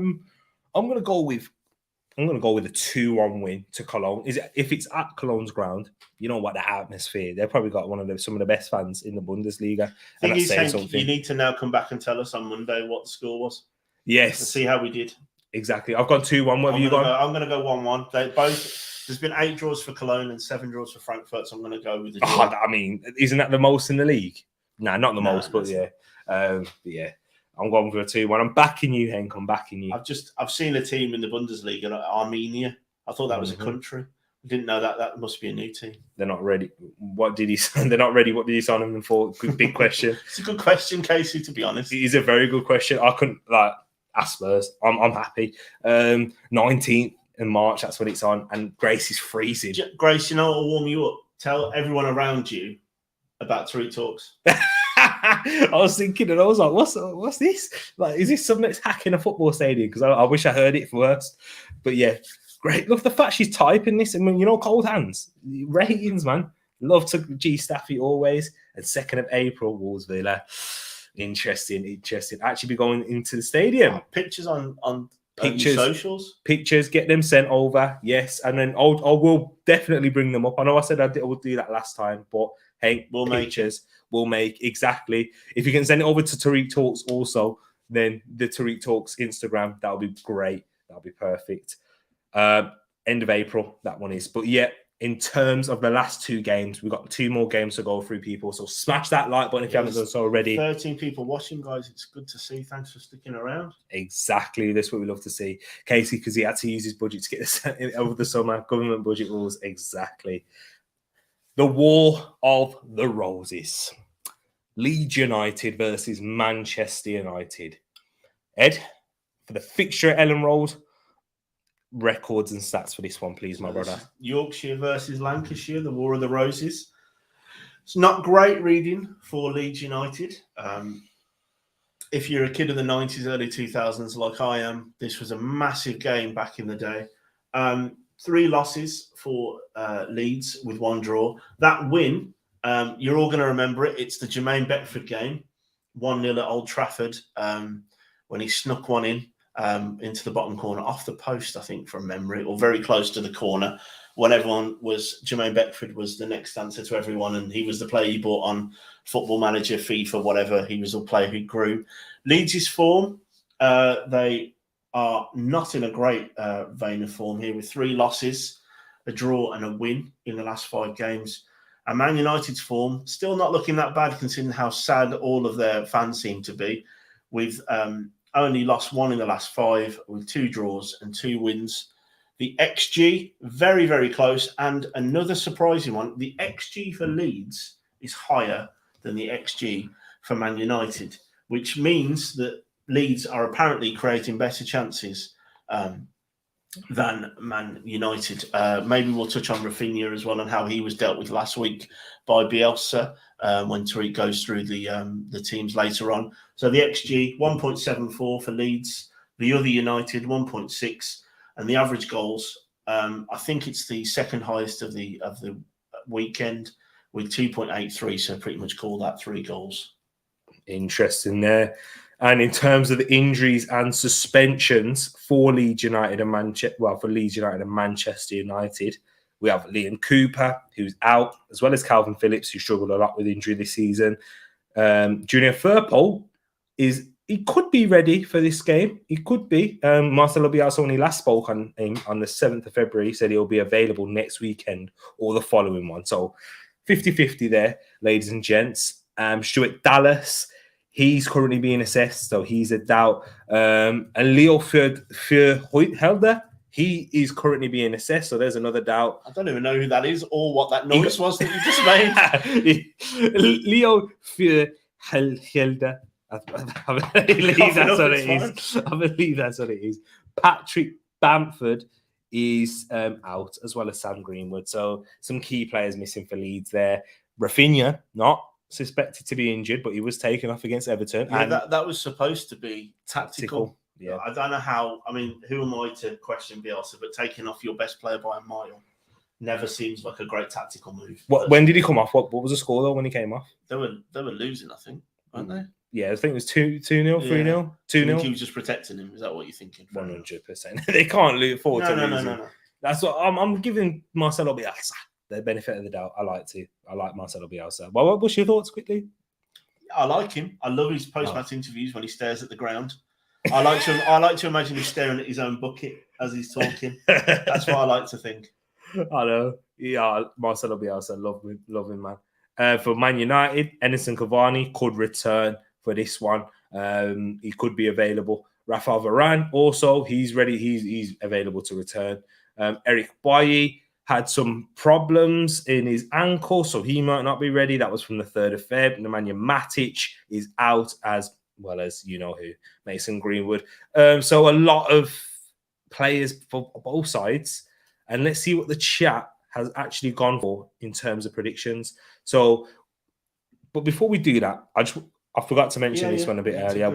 So we can put Leeds in there because they're in a relegation dogfight. Mm-hmm. West Brom's downfall is poor investment and scouting. Judgment, yo-yo money, such as parachute payments, work if it's invested properly. Do you think with West Brom, because obviously we have a little bit of knowledge about them, in terms of them, they've been the yo-yo boing, you hear that all the time. I think their style of management isn't going correctly. They don't have a plan, do they? No, there's no formulation of a plan there. Is that they had it good under Roy, where they had and they didn't do too bad under Pulis. No, not for too a bit. Bad. But then they got his sacked and Pepe Mel came in. Yeah, then they kind of went down the foreign manager route, and then they went to Sam Allardyce, and they've been everywhere in between. Mm-hmm. What they did is very much similar to what Norwich are doing now. They were yo-yoing for a long, long time in the mid 2000s, and then they kept their players, kept some of that money, invested it well, and they had a plan. But I think that's spot on by Galaxy James. I think it is recently it's been poorly invested. I genuinely couldn't have told you, even though they're our biggest local rivals to my team. I didn't know any of their players, even though they played well against us, beat us, and I think we drew one of them. We never seemed to beat Albion, which is upsetting as a Wolves fan. But I couldn't have told you any of the players before they went in. They seemed like a nondescript team. They seemed like a team that you got on Pez from a couple of years ago that you weren't sure who the players were. And that's not a Wolves dig there. That was just how I felt about them. And their fans, they're an amazing fan base. They deserve better than I think what their management and the ownership are doing with the money that they've got. There you go, right there. I agree with everything, and there's lack of plan. And when we're talking, bringing it back to Leeds, they seem to have had a plan. I know a lot of it's been scrutinised of late from Leeds United fans in terms of they're not seeming to back the manager. In what Marcelo Bielsa single-handedly, seriously got them back into this position, hasn't he, Ed? Yeah. So when we think about that, it's going to be interesting. And Gally says, as a club, we've gone from a player like Gira, put on Sean, I remember though, what name, Zoltan Gira, man, what a screamer he always scored against Wolves. Yeah, he did. And players who love the badge to Livermore, Zahor, Kenneth Zahor. When I went to that Arsenal game, boy, they don't like him, They do not like. But what I think you need to be, I'm taking from this, you're a West Brom fan, Gally, is that you're doing what my team, your rivals Wolves, did when I was growing up. We would pick up a player like Andy Carroll and just assume that because he played in the Premier League for a bit and played for England, he'd be great. Yeah, but he do. Yeah, and look at Andy Carroll, and Daryl DK picked up an injury, and it's those similar type of players, and that's not progressive. And you had Pereira for 2 seasons, was our best player. Yeah, he was incredible. Yeah, should never have sat Bilic because he would have sorted the club out. There's no vision. It's one of those ones. If you've got a manager who's good, but like if they're not allowed to implement their vision, it's not going to work. I say this with, linking it back to this game right here with Manchester United, with Ralph Rangnick. If he's not given the reign and the control to at least even provide some advice to these people, then how are you really going to expect change? Because a manager can only do so much with the tools that he's given. West Brom talk right there. But people, we have to, man. I was a season ticket holder at West Brom at one point for a season. And I was in the Championship. I've forgiven him. Don't worry. Gally. No. I've said it. I'm a Wolves fan. My dad's an Albion fan. Other than when we play you, I have no hate. I don't want teams like Bournemouth again in the Premier League over a team like West Brom with the history, the stadium, and all that kind of stuff. So no. And I do agree. I don't think you should have got rid of Bilic. At some point, you have to stick with them. Yeah. And I never thought Big Sam, was going to do much when he went in there. There we go. Right there and then. But in terms of the predictions for the Leeds United versus Man United one, Casey's gone with a 1-1 for Leeds there. Man United 2, Leeds 2. So 2-2 draw. Big up Square Table. Hope you're doing well. Yeah, and thanks for the sub. He's just said that. Oh, really? Big up yourself. So thank you very much. Guys, if any of you haven't subbed, make sure you do. We're trying to get this up to 400. That would be great. That would be great, people. Love that one there. Okay, this game will be a madness. 2-1 Leeds to 20 goodies for Man U, and Ted Lasso will be announced as United manager after this game. Watch this space. Imagine that. Well, they already say that Chris Armas is Ted Lasso, don't they? And Celtic are losing 2-0. Is it Bodo Glimt? Yeah. He corrected it later on, I think. The spelling. If there is a game I'm confident to win, it's going to be this one. Nice to win. It's a big shout, It's Santi. Big shout. We'll have to see. There. Do people ever mix up Manchester University and Manchester United when saying Man U? I must admit, when I do this show with Tereak on the Thursdays or Fridays, I always try and make sure I don't just say United for Man United, because I know it annoys Leeds fans, West Ham fans, Newcastle fans, any other United, because you just assume when you say United, you just assume because of the 90s and the 2000s that you mean Man United. So there you go. And to answer that question, because it's Man U is so big, isn't it? It's bigger than Manchester University. But big up yourself. And in terms of our predictions, what we went for, 2-0. I've gone with a 2-0 win, and Ed's gone with a 2-1. So he's following a bit of XG there. Yeah, basically. And I just think that Man United defence is suspect, and I think it's mainly suspect because of the midfield suspect. There you go, right there. There we go. I thought I saw something in there. Forgot my Leeds United call 2-1 to the Bielsa over Ralph Wiggum. Moss, I think you need to sometimes take a step back from the teams that are around Arsenal. That's a big call, and if I'm wrong, I'm wrong. And I hope you're right. But with your predictions, what a weekend that would be. Yes. We sacked him at 19th and finished 19th. Yeah, good point. Good point, actually, with Sam Allardyce. So he didn't even improve. Man United left in disarray after, definitely. And that's because of lack of structure and those things. You'll find out very shortly, Moss. We've got one more game to do. One more, and we'll find out there. Big up Mr. 200 in the chat. He's gone with a 2-1 leads. He's gone with Moss. We know PM. Drinking the same drink. Wearing the same glasses. Yeah. Arsenal. Big up yourself, Mr. 200. And square table goals. I predict a draw. Keep in mind, I've done no... Hey, you don't need to. That's what we're here for. Square table. What is your thoughts? Go on. I want to see a number. Get that in there. And if you get this right, square table, you deserve the biggest. You know what? I need to pack up, and I get it wrong. If you go for a different scoreline and you get it right, I'm finished. Because I think that's probably equaled the amount of correct scores I've had this season. Good evening to yourself as well. But we'll go into the final game now. And guess what? It's nice to actually have this in person because it's Edmonds, and this is on Sky Sports as well. People here in the UK, so. Wolverhampton Wanderers versus Leicester City at the Molineux, the mighty Molineux. There won't be a light show, unfortunately, because it won't be dark enough. Yeah, 4:30 no, it won't be. The Golden Palace, which is definitely more peach and pale orange these days. Yeah, there we go. Oof, square table went for a 2-2, and then going for 3-0. There we go. We'll keep that in. We'll keep that one there, square table. But for this one, Ed, the records and stats for Wolverhampton versus Leicester. So for Wolves, Leicester, there's an awful lot of goals. If you know either of these teams, there's a lot of goals. There's been a few 4-3s in the Premier League in the history of these teams. Not great reading for my Wolves team here with 3 draws and 2 losses in the last 5 games. The form. We've got that's all right. The form for Wolves, we've got up and down with 2 losses and 3 wins. One of those losses was a very, very lacklustre performance against Norwich, and we were outschooled by Arsenal in that 1-0 win for Arsenal. Leicester's form, probably arguably the most disappointing team of the season, you could argue, from where they are to what was expected of them, with 3 losses and 2 draws. Quite harshly done to, you could argue, with that draw last Sunday with the T-shirt own goal for Craig Dawson. And going with the XG, Wolves' XG for the first time in about 4 weeks, because we scored 2 goals last week, is over 1 at 1.11.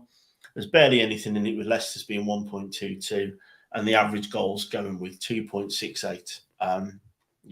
Guys, injuries and suspensions for Wolves. For Wolves, no real new injuries. However, with João, he's a 50-50 doubt. So João Moutinho, ladies and gents, I feel like you've missed him. You didn't miss him against Tottenham. No, Luke Cundle came in and was the new João Moutinho. Exactly. But he moved to that 3 in the middle, which is what you wanted, didn't you? Mm-hmm. That's what you wanted. So João could be back. If he's back, I'm hoping he's back and he kind of re-aggravates a little injury and he misses against Arsenal. Hopefully, I'm not wishing an injury upon anyone, but just he's very good, João Moutinho, and he's been performing well against Arsenal. So João, really. And then the other 3 absentees, Neto, Willy Bolly, yes, I'm a squarer. And then for Leicester, Johnny Evans is out, Timothy Castagna is out, as well as Jamie Vardy, James Justin, which, how likely is that after a long-term injury? Always happens. Yeah. Wesley Fofana and Ryan Bertrand. So their injury list is a lot more. But let me see what you guys are saying in the chat for this prediction, because we've got Henk. He goes with a 1-0 win to Wolverhampton Wanderers. Casey, backing your boys with a 2-1 win. The question Moss asks, will Edmund be positive? What do you think? What do you think, Moss? Well, the only time I've seen Edmund positive was 2 weeks ago when he, That's it. I'm joking. The Premier League have way too many teams. When you say that, Hank, do you mean they have too many, or do you have too many good? Because I agree with you if they have too many good teams. And Martin, you know his thoughts on that game. I understand you're not going to want either side to win, really. 2-1 Wolves. Leicester doing their unusual end of the season spuds impression. Yeah, got a bit early this year. Exactly. And big up wow factor in the place as well. He only goes to say big up Tereak and everyone. Drama between two games. I'm watching Atalanta versus Olympique Lyonnais and RB Leipzig versus Real Sociedad. Oh, big games, for Europa League. Do you know what I mean? That could easily be Champions League ties. End-to-end stuff here in Europa. Europa's not that bad, No, it's hard. I think it's lost some of that Thursday night sheen that it used to have. Yeah. I think your Conference League actually separates the not so good teams anymore. Yeah. So it's probably a benefit for Europa. The only thing about that Conference League I'm not a huge fan of is the teams that drop out the Europa League then go into it and stuff. It just seems like it never ends. And Everton picked Mr. 200s, continuing the Wolves shout 3-1. 2-1 says wow factor. Everybody's gone for a Wolves win. But the question is, what's Edmund gone for? Yeah. What has Edmund gone for? We'll find out in 3, 2, 1. Sorry. He's gone for a 2-0 Wolves win. Talk to him about how your feelings are as a Wolves fan. I felt like our performance against Spurs was good, helped by Spurs being terrible. Genuinely, for the first hour, they were awful. I enjoyed our endeavour against Arsenal. I felt like that was one of those games where I think we could have played for a week and potentially not scored. Raul picked up a goal. Very good finish. In fact, I think that's been underrated, that finish, considering it was Lloris's flap, I think, has taken some of the sheen off how good that was to take the ball down on his chest and volley it in. But and Leicester, they're not playing very well at the minute. Defensively, we're doing quite well, so I just don't see them scoring. I'm not comfortable predicting Wolves to win because I like to predict that we'll either draw or lose, so I can at least get that right if we do let me down. But I'm going with a 2-0. 2-0. That's what he's gone for. And big up Connor, man. Connor, I big up yourself, Connor G. I remember. I most definitely do. I hope you're doing well, my bro. But he's gone with tight 2-1 Wolves. I think and I definitely remember you, Connor, bro. Definitely, we was in the same course together. Okay. You'll know how much it pains me to admit. Yeah, we did have the likes of Josh at college. He was a Wolves fan. He's a season ticket holder at the Wolves, and he used to try and banter Connor all the time because as Wolves were getting better and West Brom were getting worse, and I'm much better than West Brom at the moment. Yeah, so everybody, even the West Brom fan, has gone for a Wolves win. I've gone with the exact same scoreline.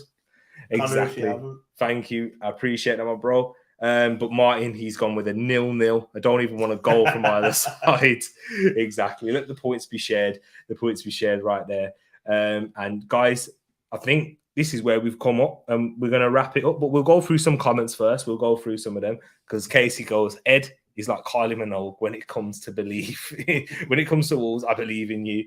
And the PL it does have 20 teams. The National Football League in America has 32. That's too many. And the NBA has 32 as well, I think.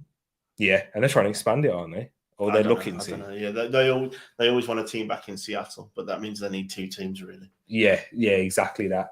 They will have to create a new one, won't they? Because in the Seattle Supersonics again, but we'll have to. Yes, Before we go as well, guys, on the FPL, there's quite a few people watching you. So there's a FPL this year, so Fantasy Premier League. If you're not in the Tereak Talk League, the code for it is in the link below.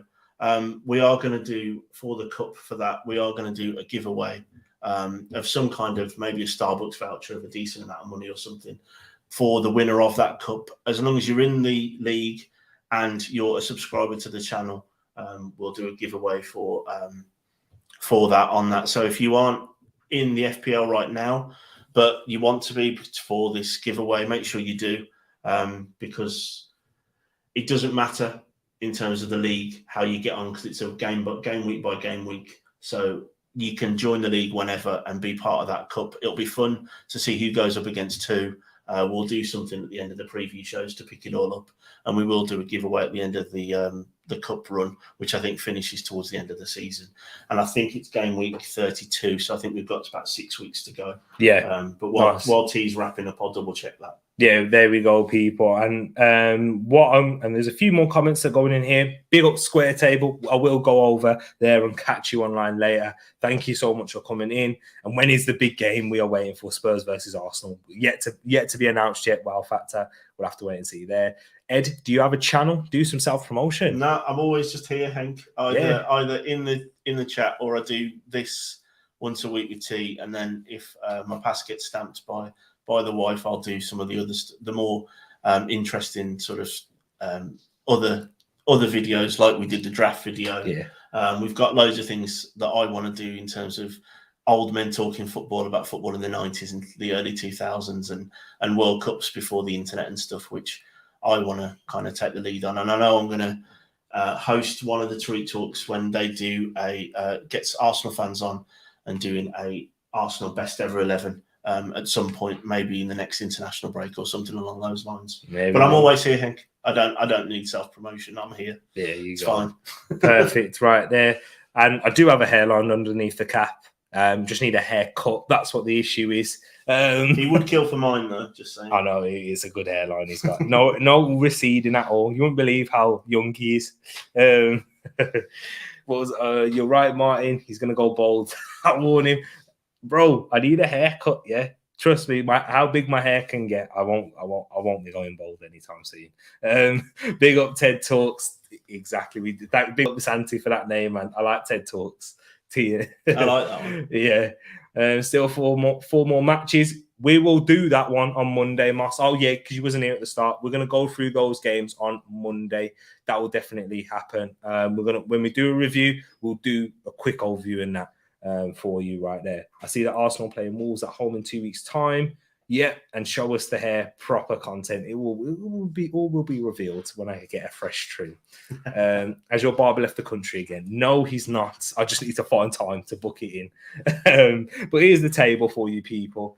I know TTF, you'll be happy to see that there, won't you? Big week for the TTF last week. You got 3 more results right than T. So you've overtaken Tereak Talks is now bottom.